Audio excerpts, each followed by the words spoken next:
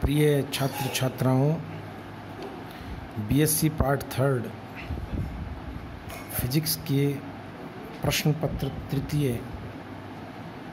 की इस कक्षा में आपका पुनः मैं स्वागत करता हूं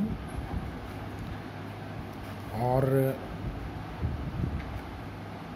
इलेक्ट्रॉनिक्स जैसे विषय के अध्ययन के क्रम में मैं आपको ये बता दूं, कुछ बच्चे जो अभी नए जुड़े हैं उनके पास पहले मोबाइल नंबर नहीं थे। उन्होंने अपने फॉर्म में अलग तरह के मोबाइल नंबर डाल रखे थे जिन पे व्हाट्सएप नहीं था।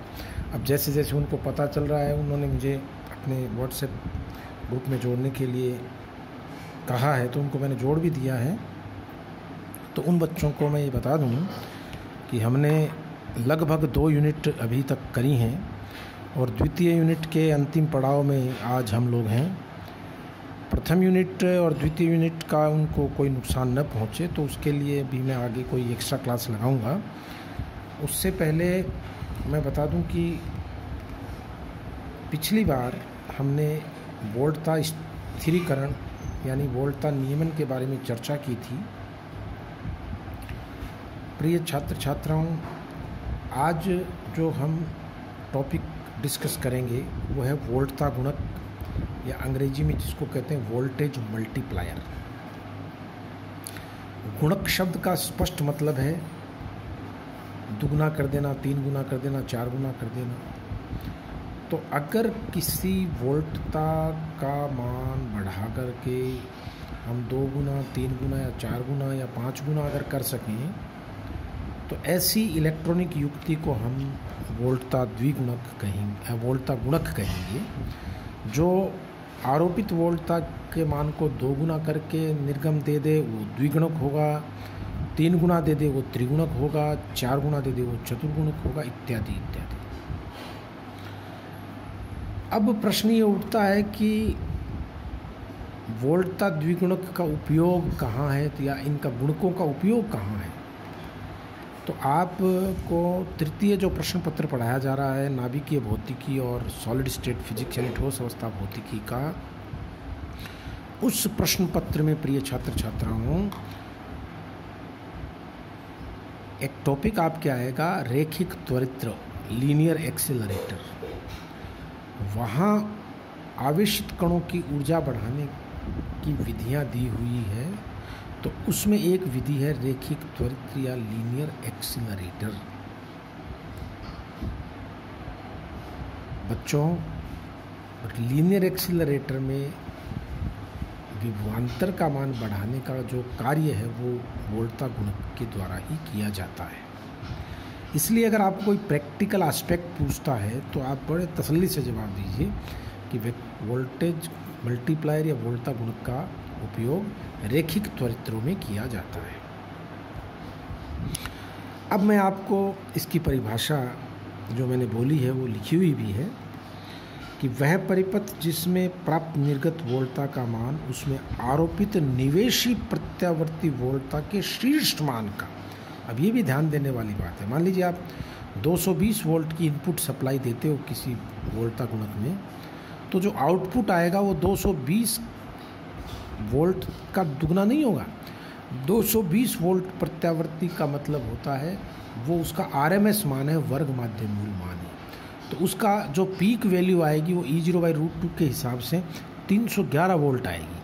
तो 311 वोल्ट का 2 गुना, 3 गुना, 4 गुना हमें प्राप्त होगा। तो ये मैंने क्या लिखा है, दिष्ट वोल्टता का मान उसमें आरोपित निवेशी प्रत्यावर्ती वोल्टता के शीर्ष मान का एक गुणक हो, वोल्टता गुणक कहलाता है। यदि आरोपित प्रत्यावर्ती वोल्टता का शीर्ष मान Vm है तो निर्गम दिष्ट वोल्टता का मान 2m होने पर उसे हम द्विगुणक कहेंगे, 3m होने पर हम उसे त्रिगुणक कहेंगे। और वोल्टता गुणक में शक्ति गुणक नहीं होता, ये शक्ति गुणक नहीं होता, ये एक बहुत महत्वपूर्ण बात है। जब आप वोल्टता का दुगुना कर देंगे तो धारा परिपथ की आधी हो जाएगी। त्रिगुणक के अंदर 3 गुना वोल्टता आउटपुट में प्राप्त करेंगे तो धारा 3 गुना कम हो जाएगी, ताकि उनका प्रोडक्ट कांस्टेंट रहे। यानी ये भी एक फंडामेंटल क्वेश्चन है, इंटरव्यूज में पूछते हैं कि वोल्टेज मल्टीप्लायर में और वोल्टेज एम्पलीफायर में क्या फ़र्क है।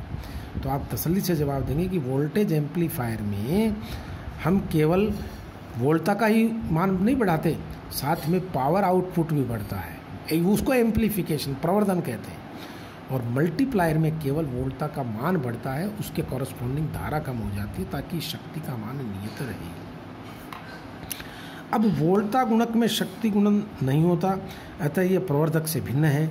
इसमें ऊर्जा संरक्षण के नियमों का पालन होता है, यानी वोल्टता इंटू धारा बराबर नियत रहेगी। मैं आपको सबसे पहले वोल्टता द्विगुणक की क्रियाविधि बताता हूँ। द्विगुणक की क्रियाविधि दो प्रकार से होती है, एक तो अर्ध तरंग द्विगुणक होता है, एक पूर्ण तरंग द्विगुणक। ये हमने अर्ध तरंग और पूर्ण तरंग जो नाम लिए हैं वो जो हमने पिछले दफ़े मैंने बताया था तिष्ठकारी, वहाँ पे उसके हिसाब से ही हमने नामों का चयन किया है। तो सबसे पहले देखिए, अर्ध तरंग वोल्टता द्विगुणक का ये परिपथ है। ये जिस वोल्टता का हमें द्विगुणन करना है प्रत्यावर्ती वोल्टता, वो ट्रांसफार्मर के निवेशी सिरों पर दी जाती है। निर्गम सिरों पर मान लीजिए Vm साइन ओमेगा टी प्राप्त होता है द्वितीय कुंडली पर, जो कि अल्टरनेटिंग वोल्टेज है। उसको हम इस परिपथ में देते हैं जिसमें दो संधारित्र लगे हुए C1 और C2, दो डायोड लगे हुए D1 और D2, और यहाँ पर ये लोड प्रतिरोध है R, और निर्गम वोल्टता हम प्राप्त करेंगे इस R के सिरों पर। तो ये मैंने सारी बात इसमें लिख दी है। चित्रानुसार ट्रांसफार्मर T के प्राथमिक सिरों पर प्रत्यावर्ती वोल्टता स्रोत को जोड़ते हैं और ये सब आउटपुट इसके सिरों पर प्राप्त करते हैं, दो संधारित्र और दो डायोड। बच्चों, इनपुट वोल्टता को मैं इस प्रकार से मानता हूँ, Vm साइन ओमेगा टी का एक ग्राफ है, ये इसकी शीर्ष मान है। देखो ये जो मैंने डॉटेड लाइन बताई है ना, ये शीर्ष मान को शो करती है, तो मैं इस तरह से भी लिख सकता हूँ, ये डॉटेड मान है Vm। अब इसकी क्रियाविधि बहुत ही सरल है, सब बच्चों को बहुत जल्दी समझ में आएगी। आधे धनात्मक चक्र में प्रिय बच्चों, ये अगर पॉजिटिव होता है ऊपर का सिरा और ये ऋणात्मक है, तो देखिए आपको डायोड D1 अग्र बायस में नज़र आएगा और डायोड D2 पश्च बायस में, क्योंकि पॉजिटिव सिरा इसके N से जुड़ा हुआ आएगा उस वक्त, और इसका पॉजिटिव से जुड़ा है तो ये अग्र बायस में होगा। तो इसके द्वारा धारा का चालन होगा, चालन होने से संधारित्र का आवेशन होगा। तो पहले आधे चक्र में C1 पूर्ण रूप से Vm वोल्टेज तक आवेशित हो जाएगा। ये मैंने लिखा है, देखो यार, ये मैंने इस सेक्शन को यहाँ खींच दिया है, डायग्राम दोबारा बना दिया।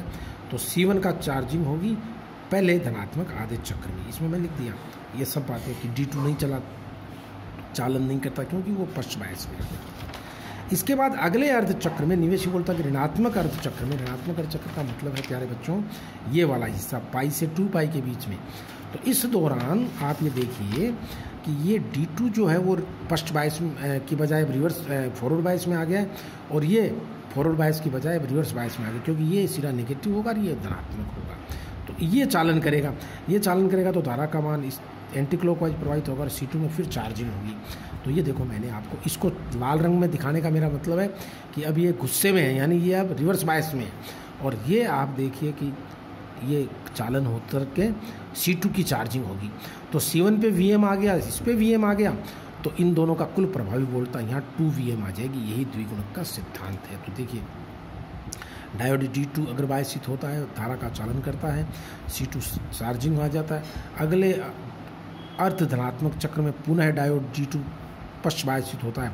इस दौरान D1 थोड़ा सा डिस्चार्ज होता है, तो डिस्चार्ज होने पर उसको वापस चार्जिंग करते हैं, और आउटपुट हमें इस प्रकार से ये है वोल्टता जो निवेशी दी यहाँ पे, और ये आउटपुट हमें मिलेगा। और ये आउटपुट आप देख सकते हो अर्ध तरंग दिष्टकारी के जैसा आउटपुट है, इसलिए इसको कहते हैं अर्ध तरंग द्विगुणक। ये बात सब बच्चे विशेष तौर से देखेंगे, ये बातें मैंने सब लिख दी हैं कि ऋणात्मक अर्ध चक्र में पुनरावेशित हो जाता है। इस प्रकार निर्गम वोल्टता लगभग 2 Vm वाली बनी रहती है, और ये अर्ध तरंग दिष्टकारी की तरफ होने के कारण इसको हम अर्ध तरंग दिष्टकारी वोल्टता द्विगुणक कहते हैं।